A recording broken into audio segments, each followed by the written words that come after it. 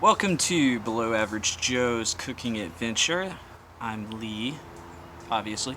Anyways, today we're going to be doing burgies, so buckle up. Bitch about your bad luck, looking for a slave to suck, stuck in the same rut, never get your pleasure, go and find you something better, looking for a new drug, yeah, another way to unplug, when will it be enough, never get your pleasure, go and find you something better.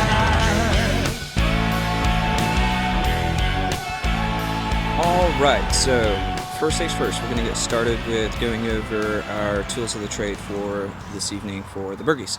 Anyways, so we don't really need a whole lot, kind of the purpose why I'm kind of doing burgies, because it's easy.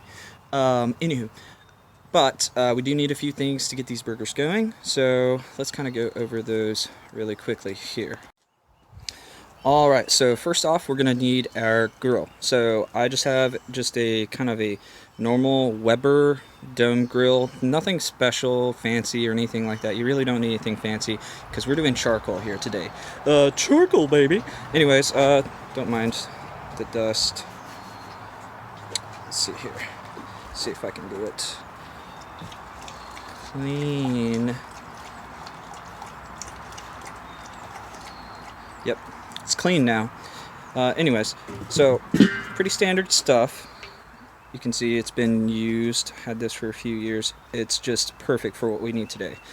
Just gonna put that back. So next order of business is we need our charcoal chimney. So anyways, this little guy here is what we're gonna use to get our charcoal started. Here, so obviously doing burgers, so you need just a spatula. You can actually use one that you use in your kitchen, but somebody, I think Hannah gave me these. It's like a grill set. They're nice, but you don't really need that.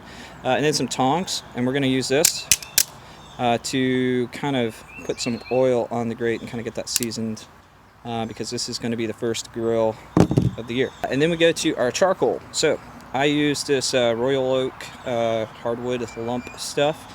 It's a little different. You can get the briquettes. They're fine. I really like this stuff. You can find it all over the place here in Tennessee. I think I just went down and picked this up at Walmart because Walmart's just down the road from me, and I was out because I guess I used it all last year. It works really well. I like it a lot. I'm sure there's lots of other better ways to do it. There's lots of different things you can do. Like I say, you can do briquettes. Those are going to be your cheapest. You can get a small bag of that for like $3 and some change. But I like the Royal Oak stuff because I can find it near me and works really well. Okay, so now we're gonna get started on our charcoal here and no. So first things first, we have our charcoal chimney here. You need a lighter. I just have one of these guys. Yeah, there's the flame we want. God, that was terrible. Anyways, for paper, I just go and I grab like newspaper. It works. I don't know if there's a better way to do it. It's just how I do it. So anyways, let's load this bad boy up. So, I'm doing this whole thing shtick for fun. And I was just thinking, I have a cousin who's really good at barbecuing. He like wins awards and stuff. And I was like, man, I really hope he doesn't watch this because I'm probably going to do a ton of stuff wrong. But that's also kind of the point. It's Below Average Joe, so it's cooking channel or whatever this is. It's quarantine. I'm bored, and I want burgers and brats. Next episode. So anyways, we're just gonna stuff this in there, and I'm hoping he doesn't see this because it's embarrassing probably. So we just want to fill the bottom here. Again, I don't know if there's a better way to do this, but newspaper seems to work really well. So you don't want to like shove it all in there too, because here's the thing, little science tip. Fire consumes oxygen as fuel, and if it's all stuffed in there too tightly packed, then oxygen can't get in there, so it has no fuel. So, woo, how's it gonna burn then? Well, you gotta let there be airspace in there. So you don't want to like cram it full. You need the paper to burn. Same thing can kind of with the briquettes. Well, I mean, not with the briquettes. You stuff those guys in there. But the point is, you want this to have enough airflow so it catches fire and actually burns, so it'll catch the briquettes on fire. But this way works really well. We don't use lighter fluid, so we don't want that taste in there, so we're not doing the whole pyramid with the briquettes and then dousing it with lighter fluid, because you'll definitely taste that. Like, we got this nice charcoal, and it would just be a waste to douse it in lighter fluid, because I want to eat burgies, not sip on some lighter fluid. Anyway, so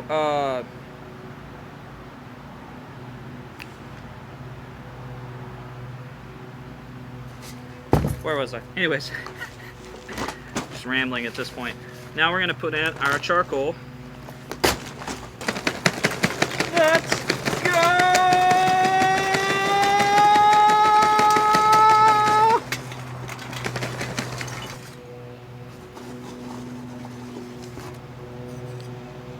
All right. So I think that's good. Also, you're gonna get charcoal dust all over yourself, so don't touch your face, or you can, like, give yourself like a little, yeah, this is perfect. This is exactly what I wanted. I can like see it in my peripheral vision. Peripheral.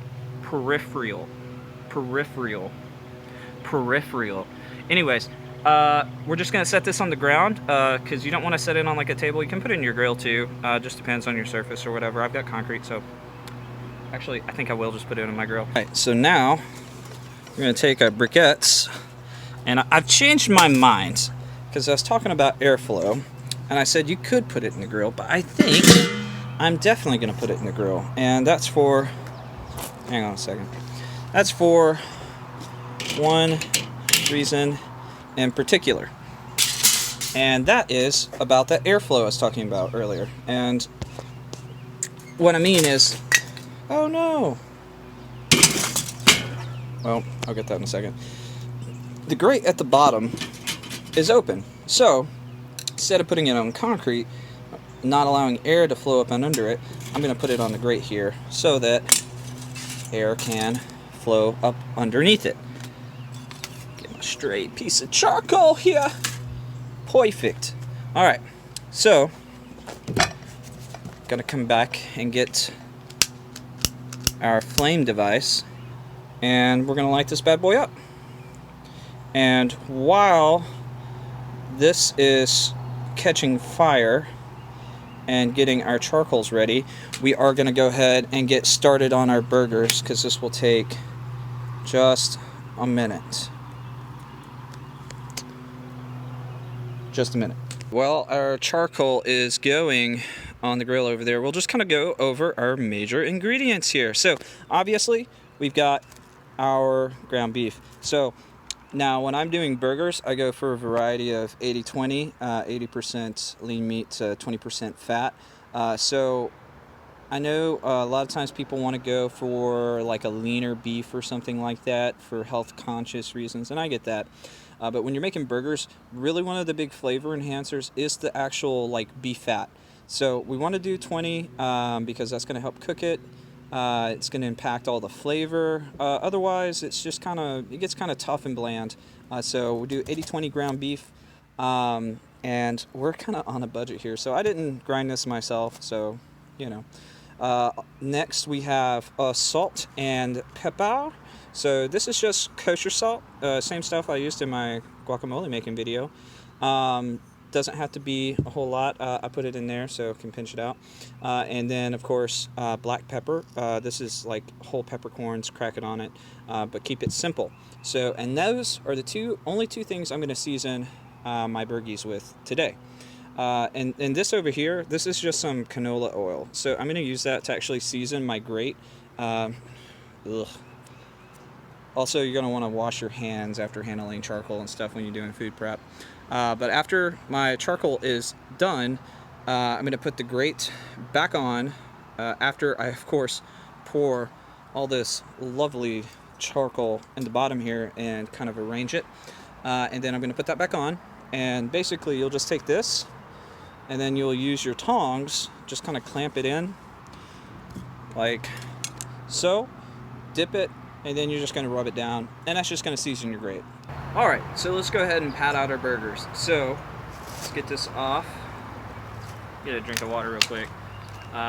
Also, freshly washed hands. So, wash your hands, food prep, wash them.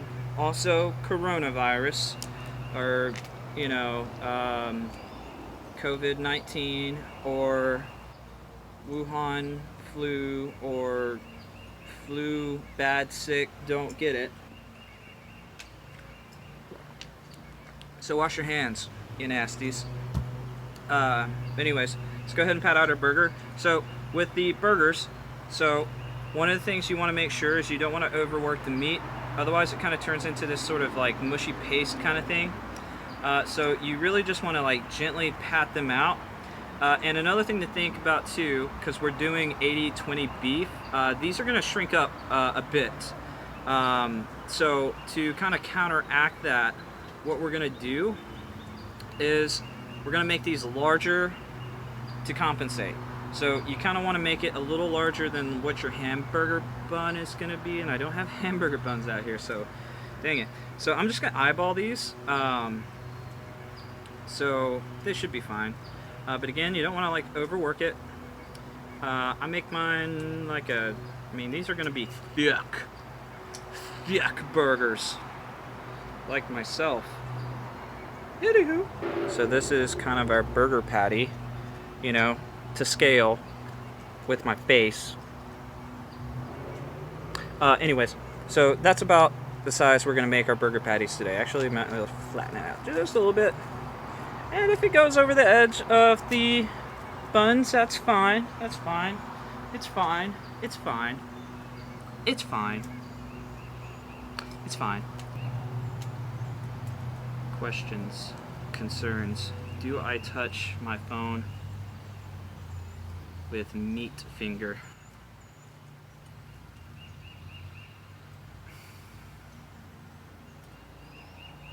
I don't know. Alright, so we got our patties out. So I was able to make 6.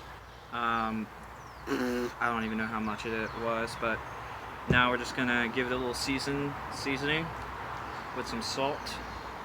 Just get that on it. You can be fairly liberal. I don't really believe you can really. I mean, I'm sure you could oversalt it. I mean, if you oversalt it, you really got a salt problem. You got a problem. And then we take some black pepper. So I don't really like, you can go to the store and you can get those pre-packaged seasoning things. It's like made for hamburger, and it's got stuff like garlic and onion chips and stuff like that. They're okay, but really this is kind of getting down to the basics. You can make a delicious hamburger with just this and some charcoal. We might do another episode later and do some other things, like, you know, if I'm going to do onion, I'm actually going to mince up my own onion and add it to the ground beef rather than using dried onion. I mean, it's fine, whatever, but we got these seasoned, so now all we got to do is wait on that charcoal. Looks much better when he does it.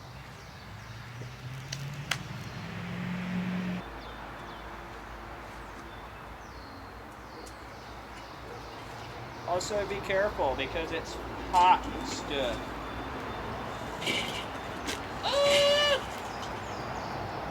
Alright. So, we're going to use our tongs here, just kind of spread them out, and then we'll be golden. And then we'll get that great seasoned up. You know, it's really embarrassing when you're recording, but instead of turning it to video, you just take a picture, a big fat picture of your fat head. That's what I just did. So I just sat around in my my driveway talking to myself, and all I did was take a picture of myself. It's great. It's great. Perfect. It's great. Anyways, so now we're about to put these bad boys on. So, few things. We want to make sure and cook it done since it's store-bought. You can do 3 minutes aside if you cut it or you make your own hamburger meat with like a grinder or something like that. I don't have a grinder here. I want to get one. Maybe later. Anyways, so I'm gonna cook mine done, but still juicy, not like well done, not like burnt, not like charcoal burgerettes. So I'm gonna do mine about 4 minutes aside. Now, a couple of things you want to make sure and do. You don't want to constantly be flipping it. You go out to the park and you see these guys with their little spatulas and they're like, oh, I'm going to flip the burgers. That's how we increase the flavor. And just keep flipping and flipping and flipping. No, don't do that. Touch the patty. Don't constantly flip your burgers. Put it down. Leave it. Stay. Stop. Stop. Nope. Nope. Nope. Nope. Nope. Nope. Nope. Nope. Don't touch it. After 4 minutes, you then touch it by flipping it once. And then you let it sit on that side. And then once you get close to the end, if you're making cheeseburgers, you put your cheese on it. And then I like to close the lid for, about a minute. That way the coals don't die. And that's the other thing. So we don't want to put the lid on. So we want to cook these on high heat. When you put the lid on, one of the things that it's going to do is it's going to kill your coals. And I've got to cook some other things too today. Turkey burgers. Anyways, so we're going to leave that off because of the coals need oxygen to burn. So we're not going to be putting down that lid. Don't do it. Or do. I don't know. This is below average Joe's cooking channel, and I don't really know exactly what I'm talking about. So, results may vary. Somebody who knows what they're talking about, tell me what I need to know. Somebody please tell me what I need to know. Anyways, so don't flip them more than once. Also, oh my gosh, do not take your little spatula and then like press down on it. You see it like in these like the diners when they have like the flat tops and they'll like put them down, they're like smashing it. That's like a smash burger. That's a thing. You don't do that with grilled burgers. And the reason why you don't do that with grilled burgers is because so you're putting it down. We have a high fat 80-20 beef, and when you put it on there high heat, so that fat starts to basically just liquefy. So that's our flavor. And we want that, obviously, because that's where the flavor of our burgers are going to be. But when you take that spatula and you start smashing that burger down, all that fat's just going to go out to the bottom. And that's going to drip on your coals. It's going to make it smoky, and you're going to get like these little flare-ups and stuff. We just don't want to do it. And we want to keep as much of that fat in the burgers as possible. So don't smash the stinking burger. Don't smash the burger. Just don't. I don't know what accent this is. I'm going to stop right now. So, anyways, we're going to get these on now.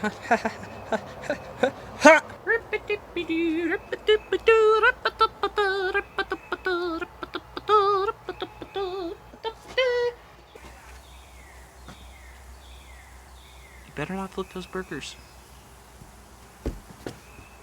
Don't do it. Just don't. Stop it. It's basically a war crime. Don't do it. So, dumb duck. Can't say dada, just says quack. Our burgers are getting ready to be flipped for the first time. Alright, so we're about to flip these bad boys. And you can kind of see the doneness sort of creeping up. So I'm kind of trying to go for like a halfway sort of point. If you see any sort of cold spots in it, this now is the time to sort of adjust where your hamburgers are going to be. So let's get under there. Just give it a quick flip. Oh yeah! Would you just look at that? So there we go. And we're going to let these cook for a little longer, and then it's cheesing time, baby. Alright, Alright, so our cheese should be good and melted. Oh, yeah. That's the stuff. So anyways, we're going to get these off. And we're going to set them to the side. And really quick important note, you want to let these guys rest for just a few minutes. So that way, because all that juice is kind of coming out. So we're just going to let them sit so that that burger can soak all that juice back up. So let's get the rest of these bad boys.